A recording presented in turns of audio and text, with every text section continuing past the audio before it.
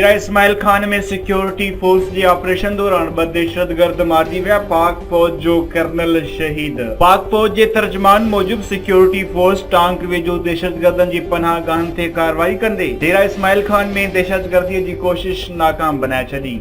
इस्लामाबाद में औरत मार्च ते थियल पथराव जो केस दाख़िल। इस्लामाबाद में गुज़िरियल ॾींहुं औरत मार्च ते थियल पथराव जे हवाले सां कोसार थाणे ते केस दाख़िल कयो वियो आहे। केस में मौक़िफ़ रखियो वियो आहे त पोली क्लिनिक वटि लाउड स्पीकर ते मज़हबी एहसासनि खे मजरू कयो वियो। खुर्शीद शाह आमदनी खां वधीक असासा ठाहिण वारे रेफरेंस केस जी ॿुधणी खुर्शीद शाह खे अदालत में पेश कयो वियो। खुर्शीद शाह समेत केस में नामज़द 17 ॼणा अदालत में पेश थिया। खुर्शीद शाह समेत घरबाजियुनि ते नेब तरफ़ां 1 अरब 23 करोड़नि जो रेफरेंस दाख़िल कयल आहे। हैदराबाद जे साइट वारे इलाक़े में फ्लैट खे पास। हैदराबाद जे साइट वारे इलाक़े में हिकु फ्लैट के पास ज़ख़्मी नारी सिविल अस्पताल में फौत। अंग 5 थी वियो। फौतियुनि में औरत ऐं संदसि 4 धीअर शामिल।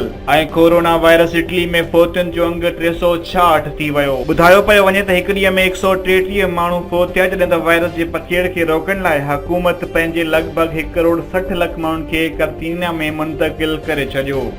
वधीक ख़बरुनि ऐं न्यूज़ अपडेट्स लाइ ॾिसंदा रहो फास्ट न्यूज़।